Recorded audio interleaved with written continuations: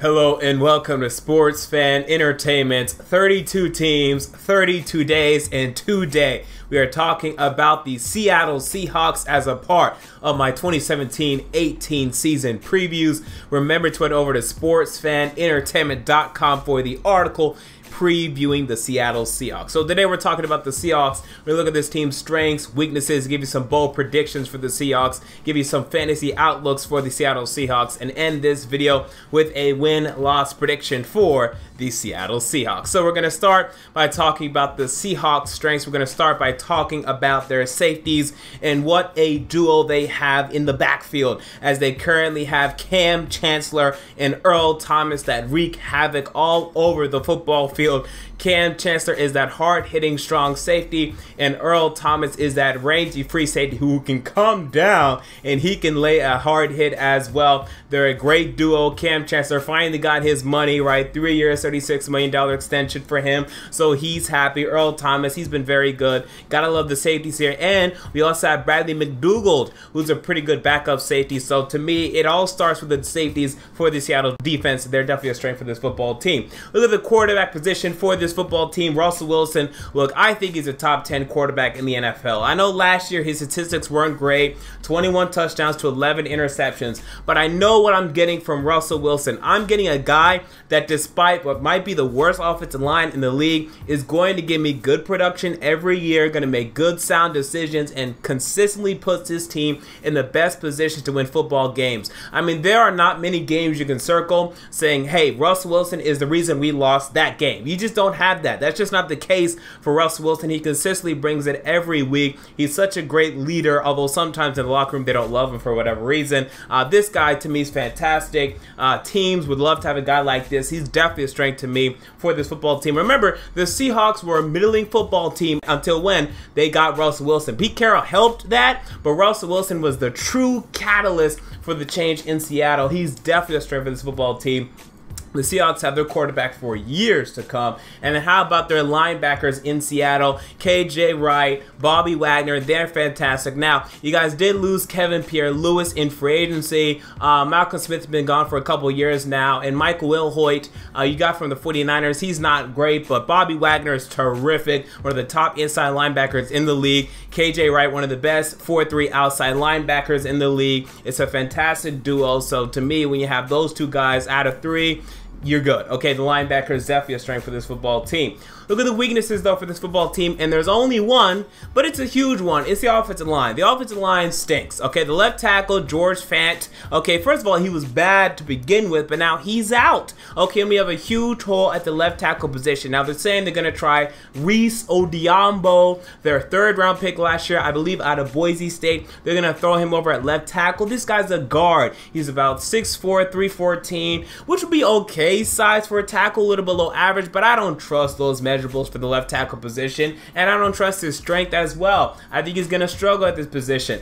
They signed Luke Joeckel, formerly of the Jacksonville Jaguars, and maybe he'll be an okay guard, and maybe you can push him to left tackle because I don't love Odiambo out there. Joeckel is much more of a tackle than Odiambo. So there's some miscast players on this offensive line. Justin Britt, the center, he's there, and he's actually been good, right? He was last year, he played center for this team, and he was actually pretty good. But man, this guy used to be a tackle, right? So we're talking about just a bunch of shifting going on. We have Ode Abushi at right guard. I don't trust this guy. Right tackle, Jermaine Ifedi. Now, this guy has potential, okay? Last year was not great, but we kind of knew that was going to be the case for him. He's a bit of a project coming out of Texas A&M. They kind of take a while to develop in the NFL. This happened with Jake Matthews, who was not great early on, but ended up being very good. I still have faith in Ifedi, okay? I think this guy's going to take a step forward, but the left tackle position, the most important position on the offensive line, it's a huge question mark. Reese Odiambo, former guard. Okay, you guys took him last year as a guard. Don't love that. Don't love the offensive line. You took a center in the second round of this year's draft, Ethan Pocic.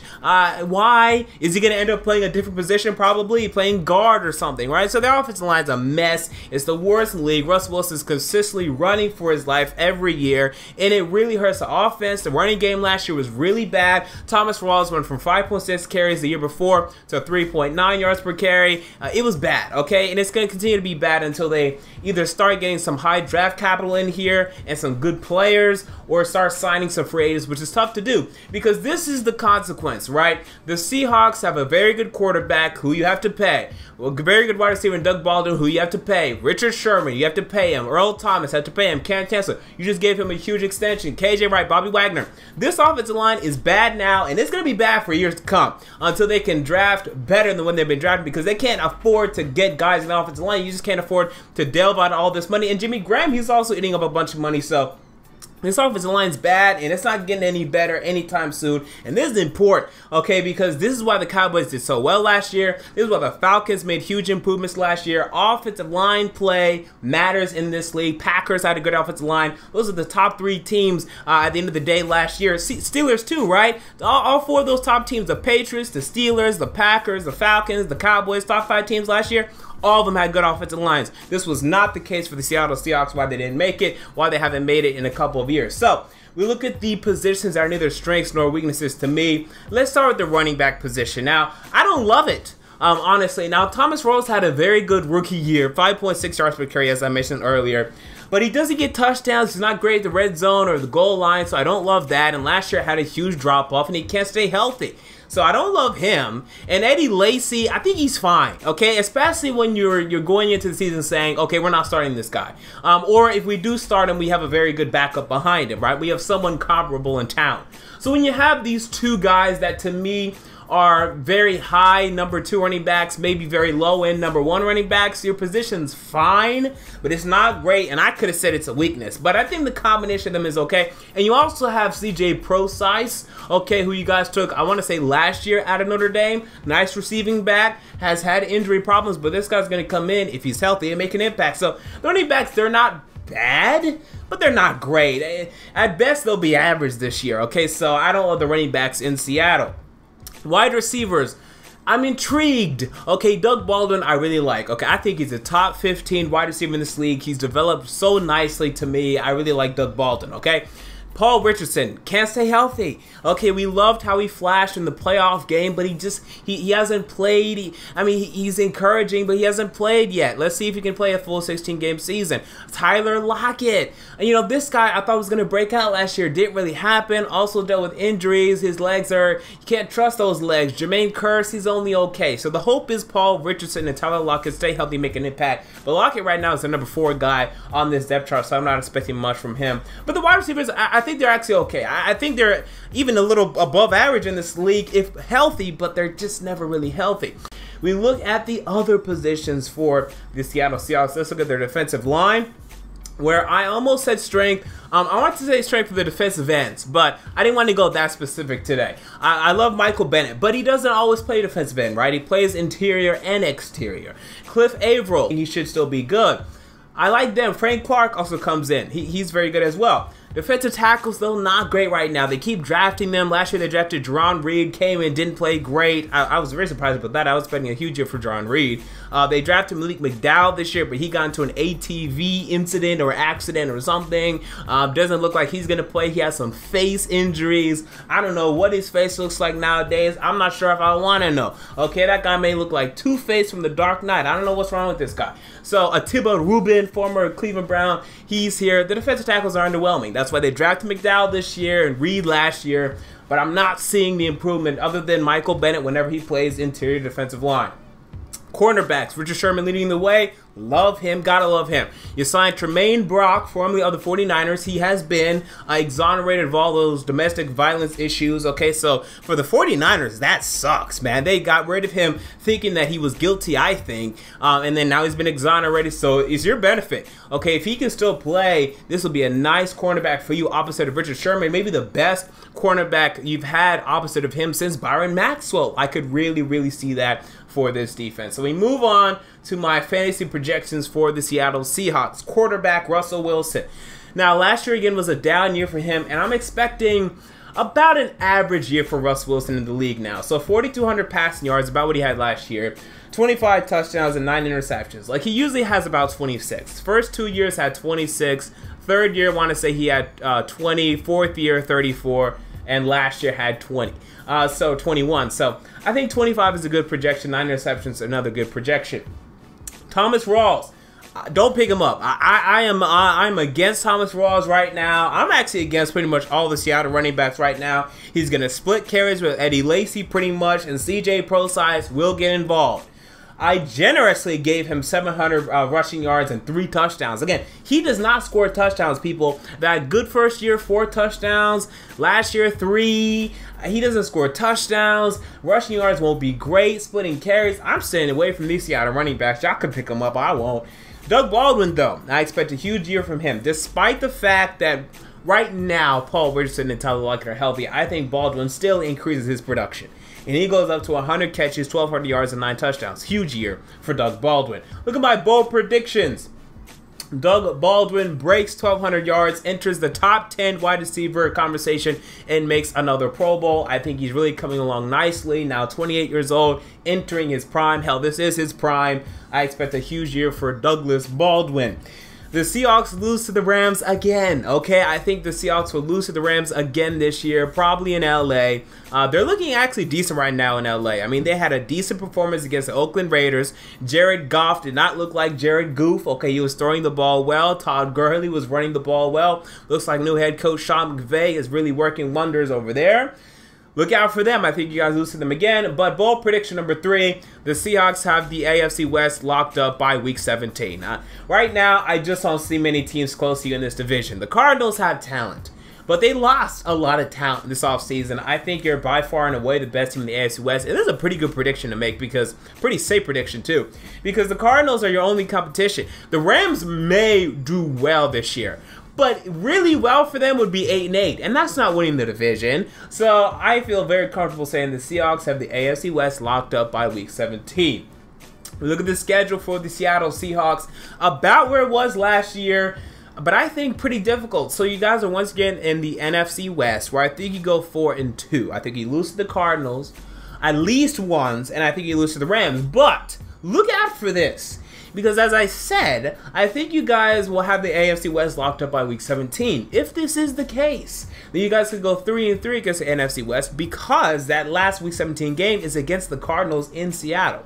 So if you guys lose to Arizona in Arizona early in the season, you won't care about this game because you have the AFC West locked up. The Cardinals could actually sweep you, but it wouldn't matter. So look out for that. I say 3-3 or 4-2, but maybe only 3-3, but you won the AFC West anyway.